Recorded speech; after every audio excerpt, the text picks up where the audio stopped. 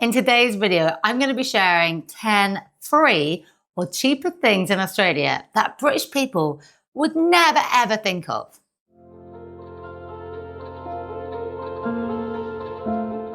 Hi, my name's Annie and I've been living in Australia for 15 years. If you didn't know, I run the really popular expat travel site called londonersydney.com. I'm going to be sharing all the really random things that you would never ever think about that are actually free or cheaper in Australia than what you pay in England. Now, just a quick one. We use a spreadsheet tracking sheet to track all our expenses in Australia, which is called CoPlenty. I'll share a link below because we've been using a spreadsheet for over a year and it helped us save over $50,000 without really changing our lifestyle. Probably the first thing I think I noticed when I moved to Australia, and I still notice now, even after 15 years of living away, is that actually toilets in Australia are completely free and you don't have to pay for them, which is a really strange thing to think about. Whenever I go back to London and I land in Victoria Station, and I think, I'll just go to the toilet. And then I remember you actually have to pay to get into the toilets, which is crazy when you think about it. Number two, one thing that actually surprises a lot of people when they move to Australia is not the fact that predominantly all the beaches are free in Australia, but the fact that there's a lot of barbecue areas around the beaches. We don't have to pay anything. The only beach I've seen in Australia where you do actually have to pay for to get onto is Monkey Mia in WA. Now, this is a bit of a controversial one when it comes to whether this is free or not in Australia, but if you are living in Queensland, I can tell you it's free, which is national parks entry fees. If you are visiting other national parks around the country, such as in New South Wales or in WA, for example, you do have to have a national parks pass. If you don't have an annual pass, for example, then you will have to pay on the door to get into a national park. I have heard, though, that the Blue Mountains National Park near Sydney has become very expensive for parking, so just watch out when you go in there. Now, I only learnt this one recently, even though I've been in the country for 15 years, but apparently, if you see a Telstra phone box in the middle of the high street, for example, around the cities, actually free, and you don't have to pay to use them. Now, some major things that are obviously cheaper in Australia than what they are in England. We'll start off with fuel costs because fuel always blows my mind whenever I go back to the UK. Now, we've just recently bought a new car and our old car was a petrol car. It was a small SUV and we were paying about $90 to fill our tank, which is about £40, £45 maybe. Now we have a four-wheel drive car and to fill our tank costs $120, which is about £60. But if you are traveling around Australia or you're living here or anything like that, I definitely recommend that you download an app called Fuel Map. We used this when we traveled around Australia a couple of years ago in a motorhome. And this is where you can actually identify all the different fuel stations around the country and how much they're charging. But what you'll find on that app is you'll be able to find where the cheaper stations are. Now, talking about transport, we obviously cannot go without mentioning what the train costs are looking like for public transport. If you are in the Brisbane area, you'll pay just 50 cents to travel anywhere around Brisbane. I remember getting the train from Sydney to Newcastle, which is about a 2 hours and 40-minute train ride, and that cost me just about $5 to do that ride. If I was in the UK doing that same distance, which I used to do a lot, it used to cost me at least £75 to do that, which is about $150, which is properly mind-blowing. If you are wondering more about what your monthly expenses might look like in Australia, I highly recommend you check out our video where we actually break down exactly what our personal monthly expenses look like. You are going to be so shocked when you find out how much we're paying for our mortgage in Australia right now. One thing we did realize when we moved back to England for 6 months a few years back to now being in Australia is that eating out in England is now more expensive than what it is in Australia, which blows my mind because Australia used to be so much more expensive than the UK. I remember paying about £7 for a main meal in a pub, for example. When I went back to England last year, I remember looking at the prices and thinking they were Australian prices because I kept saying like £20 or £25. And I kept thinking, oh, it's $25. And I'm like, oh my gosh, no, that's £25, which is essentially double to what you pay in Australia.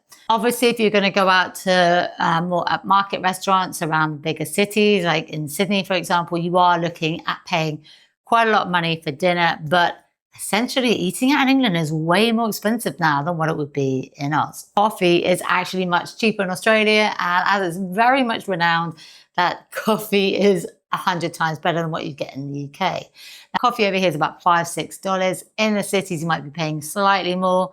I remember paying £5 just for a peppermint tea. And it was just from like Costa Coffee, which blew my mind. I couldn't believe I was paying like $10 for just a peppermint tea bag in some hot water. Another random thing that you will not believe when you move to Australia is that there's no TV license over here. So you don't have to pay any extra fees over here for TV licenses, which is pretty amazing. Also, just talking about bills as well, like we personally don't pay for water in our home because we have bore water here. So that's one bill that's taken off. A lot of Australians also have solar power on their properties as well, which will dramatically decrease your electricity bills. Another thing to understand here in Australia is the shopping culture.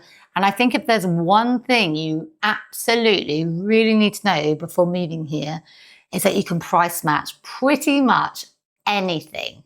Now, if you're wondering what on earth does price matching mean, it literally feels like set yourself back in Thailand, Koh San Road, you're haggling away like some tourist necklace or something, and you're bartering it down. You can literally do the same here in Australia. Now, this doesn't go for every single shop, obviously, but it did blow my mind when I first came here. I remember being with Steve's mum in the Good Guys, which is a kind of a bit similar to Curry's. In the UK, it's an electrical shop.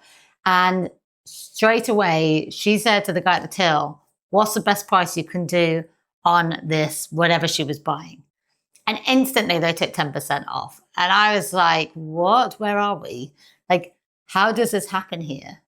We tend to price match all the time when we go to Petbarn, which is obviously a pet shop. The prices there are pretty out of control.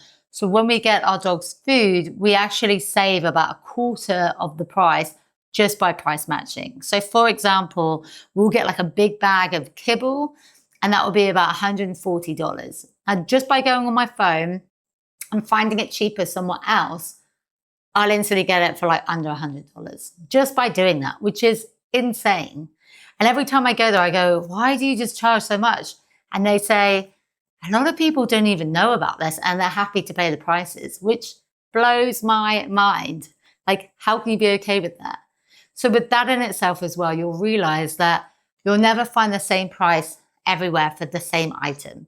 A lot of these businesses will charge different amounts for exact same product. So it doesn't hurt for you just to have a quick look online and ask them, will you price match for this? And they might even give it to you for slightly cheaper. I know Anaconda will do that, which is basically like an adventure shop. So if you buy any products from in there, they will also price match and then give you a further 10% off as well. Also, what I have noticed as well when it comes to shopping, especially at the moment, as we have just moved into our new home and we are looking for more furniture items, is that if you do go onto websites like Facebook Marketplace, for example, it's really hard to actually find really good deals. What I have noticed is a lot of people will charge you almost the same as the original price for items. For example, I've been looking for sun loungers recently. People are still charging $800 just for 2 sun loungers, which blows my mind. Luckily, we did find some really cheap ones, and you have to be on the ball when it comes to Marketplace.